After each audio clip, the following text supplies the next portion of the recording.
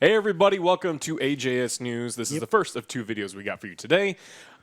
ScarJo is on vacation. He will be back next week. He's kind of here. That counts. Yeah, Little Joe. Little Joe definitely counts. But before we get started, here's a quick word from our sponsors. If the clothes makes the man, what does that say about me? I live my life one costume at a time.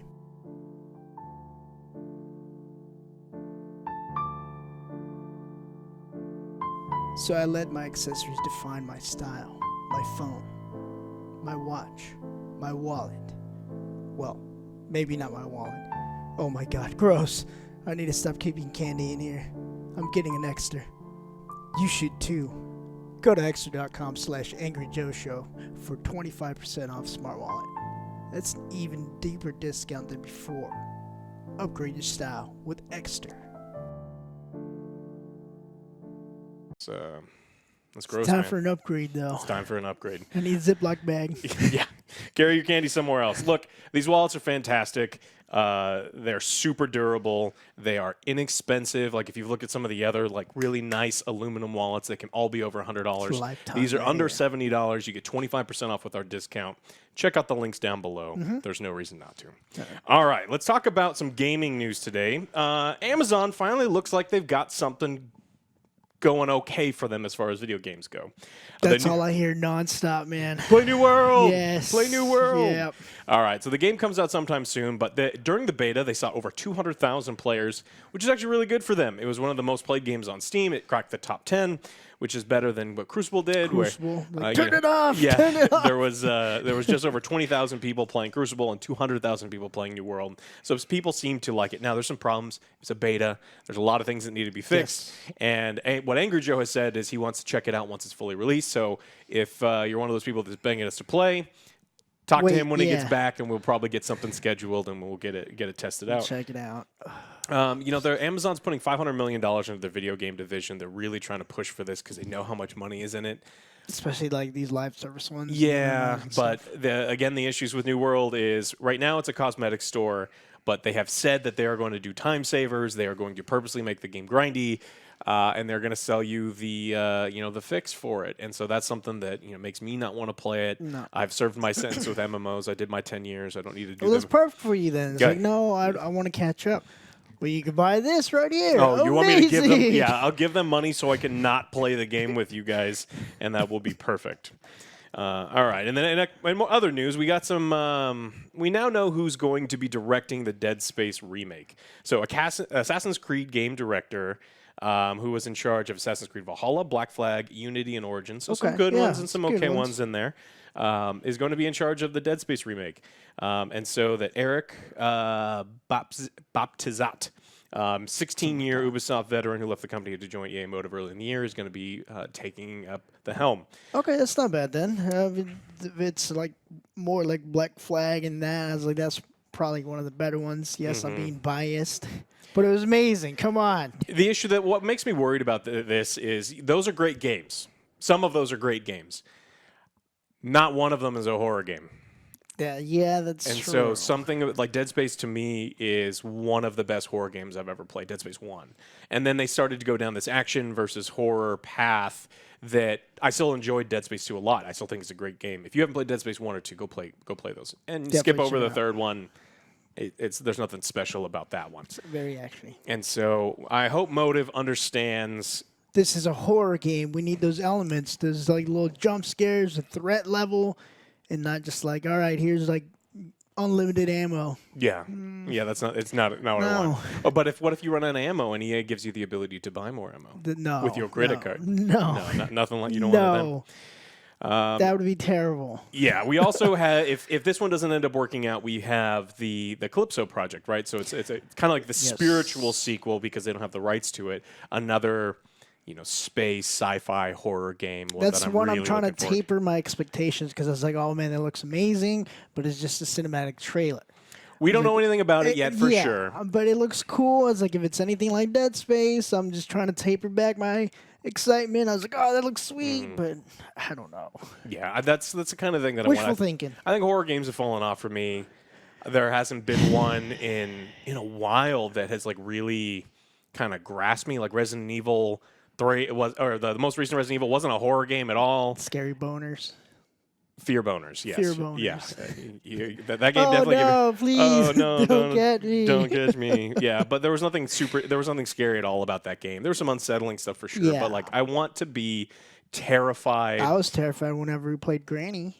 Yeah, I mean that was for fear boners still. Like we're still talking about the same thing. I want something different.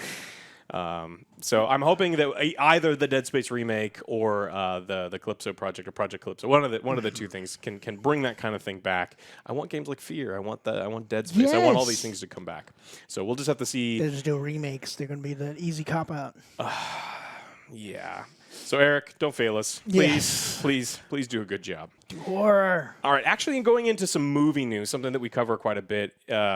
Movies is on the channel. So Scarlett Johansson is suing Disney over Black Widow Disney Plus release. I heard about this. Explain it to me. And so this is something that has long been a problem in Hollywood. I mean, this goes back for decades, to the point where very prominent Hollywood stars have said, "Do not take points when you sign a contract." Only an idiot, Eddie Murphy, was just actually went on record saying, "Do never take points because they will screw you." And so we're in the streaming era of movie releases because of the pandemic, because of how people are watching movies differently now. And so there's a couple movies that were made with theaters in mind. No one, like Black Widow was being made before anyone started coughing on each other, so they didn't know that these things were going to be released on stream. And so people sign up and they get a percentage of profits or a percentage of ticket sales. And when Disney says, "No, we're not going to do it that way. We're going to do half of it on stream," and they're like, "Well, I'm going to get some of that stream money," and they're like, "No, that's not what your contract says."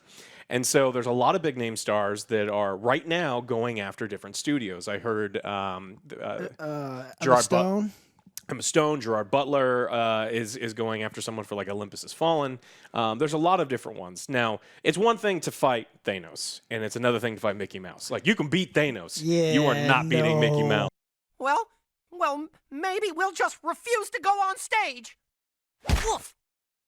You don't fucking talk to me like that!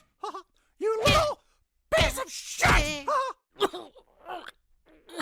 Get the fuck up! Get the fuck up! Now, do we have a problem? No, sir. No, Mr. Mouse. Well, that man is dangerous. He'll make you disappear. Yeah, so I really hope that they do well. But so Hollywood accounting is something that has happened for a long time. Now, if you're not familiar with it, the movie studio will say, "All right, this movie, we'll use easy numbers. This movie cost $100 million to make.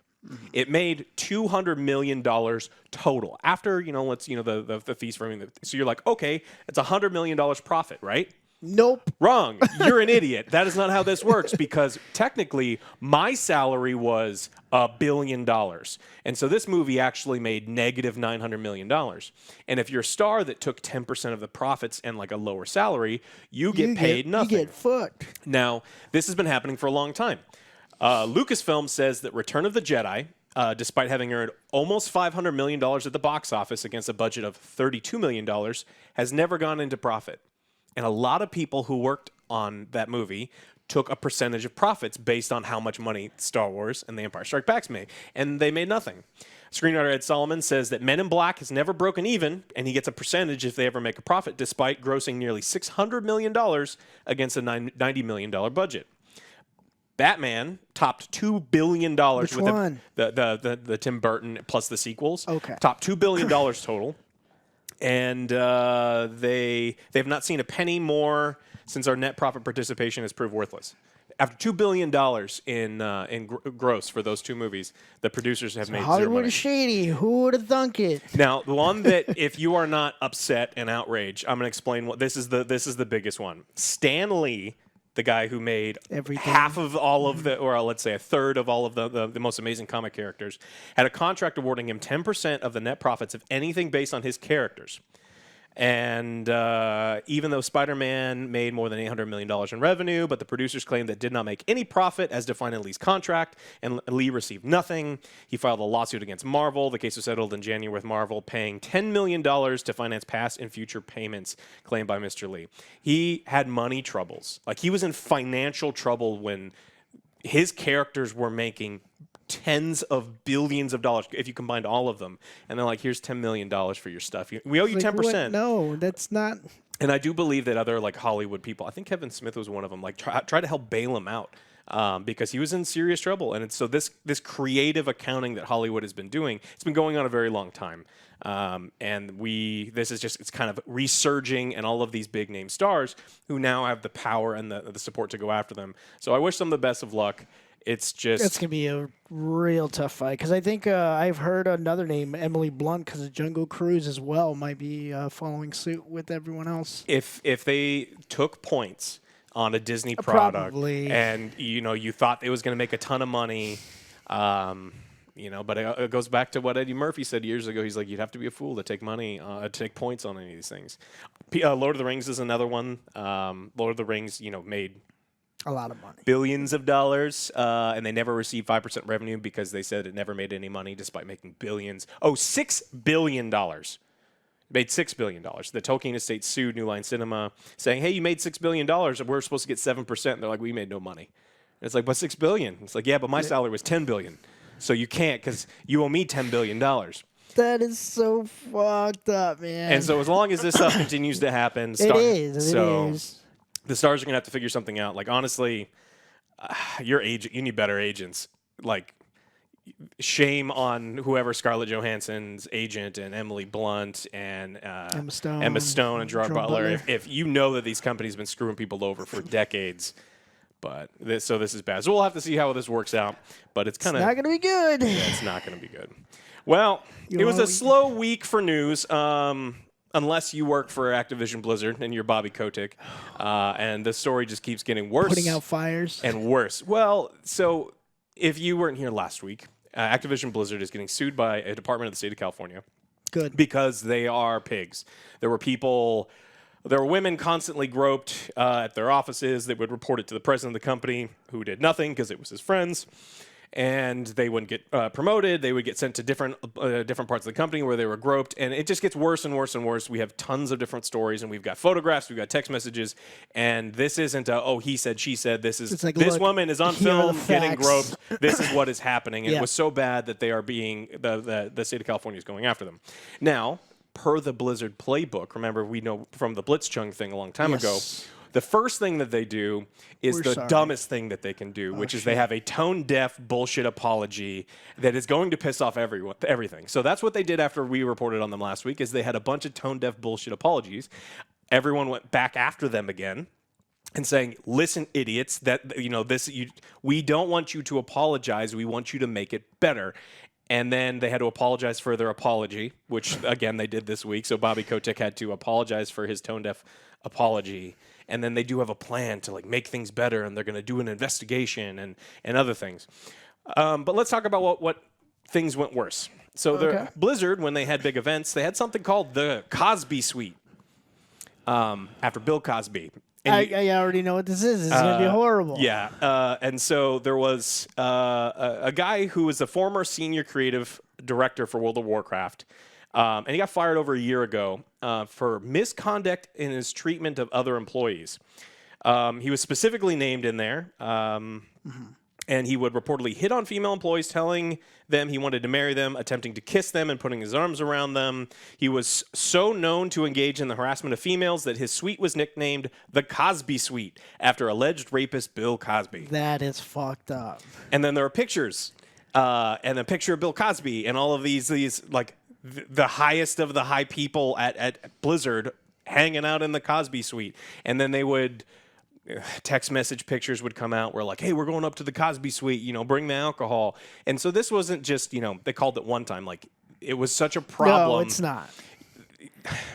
So when people are talking about the frat boy culture, what you think is funny is completely up to you. But the issue is you're at a work function and you're calling your room an alleged rapist's name because of all the things that goes on there. This should be a huge problem. It's seen as a huge problem to pretty much everybody. What makes you think that is going to be oh, this is going to be great? Everyone's going to get a great kick out of this. It's this is the rape room. I was that is fucked up. Yeah. You're dumb. Yeah. Get the fuck out of here. Now, apparently, it's been so much of an issue in other companies. Like, other companies know about it. So other employees of other companies are kind of rallying behind the Activision Blizzard employees, saying, look, we support you. We definitely need to unionize. Good. We need to do a lot of things about it, because this is actually fairly common in a lot of other companies. Yeah. We've been talking a lot about Riot, Ubisoft, Activision Blizzard, and how there's the treatment of employees just completely unacceptable, and you cannot do these kind of things.